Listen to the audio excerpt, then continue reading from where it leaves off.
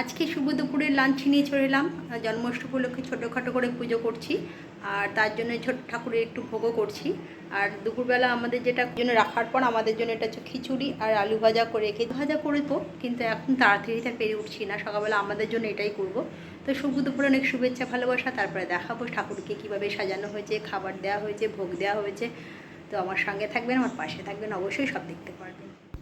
দেখছেন আজকে আমার বাড়ির গোপাল ঠাকুরের পুজো করেছি। আমি আমার মতন করে গোপালকে সাজিয়েছি, যেটুকুনি পেরেছি নিজে হাতে টুকটুক করে রান্না করে ঠাকুরকে তার ভোগ নিবেদন করেছি। এমনি টুকটাক তো দিই, কিন্তু এই দিনটা হচ্ছে স্পেশাল দিন, বার্থডে বলে কথা। আমি আমার মতন খিচুড়ি, পায়েস, কি বলে, ফ্রায়েড রাইস, পনির, আলুর দম, পায়েস, চাটনি সবই দিয়েছি। ঠাকুরের 5 রকম ফল, মিষ্টি, যা যা পছন্দ তার তাই দেওয়ার চেষ্টা করেছি। লুচিও করে দিয়েছি, ভাজাও করে দিয়েছি, আর দিয়েছি যেটা না বললেই না, সেটা হচ্ছে ননি, ক্ষীর, তারপরে বাটার, সবই দিয়েছি। ঠাকুর যেখানে থাকুক শুধু একটা কথাই বলি, সুস্থ রাখুক। সুস্থ থাকলেই সব কিছু করতে পারবো, এইটাই ঠাকুরের কাছে অনুরোধ বারবারই। পরিবার ভালো থাকুক, সবাইকে যেন ঠাকুর ভালো রাখে, এইটুকুনি ঠাকুরের কাছে আমার নিবেদন। আর কিছু নেই। প্রতিবারের ন্যায় সবসময় ঠাকুরকে সব ঠাকুরকে যেখানেই যাই না কেন, ঠাকুরকে একটা কথাই বলি, ঠাকুর সকলকে ভালো রেখো, নিজের পরিবারকে ভালো রেখো। এর বেশি আমি কিছু চাই না। জীবনে চলার ক্ষেত্রে ওঠানামা তো থাকবেই, সেটা নিয়ে তো বড় কথা নয়। তবে হ্যাঁ, যখনই থাকি যেন একটু সুস্থ থাকি। সুস্থ থাকলেই সব কাজ করতে পারবো। যাকে ওই সব কথা আর না গিয়ে চলে এলাম গোপালকে। খুব সুন্দর সাজানো হয়েছে, সব কিছু নতুন বস্ত্র, নতুন সব কিছু দেওয়ার চেষ্টা করেছি।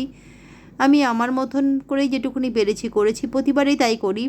যবে থেকে গোপাল ঠাকুর আমি বাড়িতে এনেছি, মানে আমার হাজব্যান্ডই নিয়ে এসে, সেই থেকে এইভাবেই চলছে। তবে একটা কথা না বললে নয়, গোপালকে বলি সবাইকে যেন ভালো রাখে, এটাই একটা বলার আছে।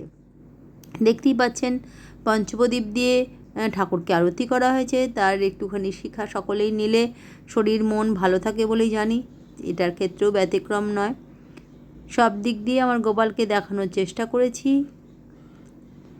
খুবই দিনটা মোটামুটি গেল। তবে হ্যাঁ, একটু পরিশ্রম হয়, নিজে হাতে সমস্ত কিছু খাটনি করে করতে হয়, তো তাই একটু পরিশ্রম হয়। তা বছরের একটা দিন একটু পরিশ্রম হলে কোনো কষ্ট হয় না। সবই ঠাকুরের নামে করেই এগোই।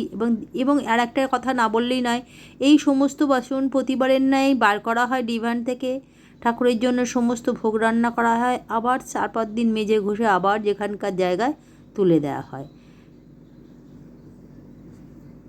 চলে এলাম রাতের ডিনার নিয়ে। আর রাতের ডিনারে আজকে যা যা করেছিলাম, খিচুড়ি, এখানে হচ্ছে পনির, ফ্রায়েড রাইস, আলুর দম, ভাজাভুজি সবই আছে, কোনো অসুবিধা নেই। চলুন, শুভরাত্রির অনেক অনেক ভালোবাসা, আর ভালোবাসা রইল।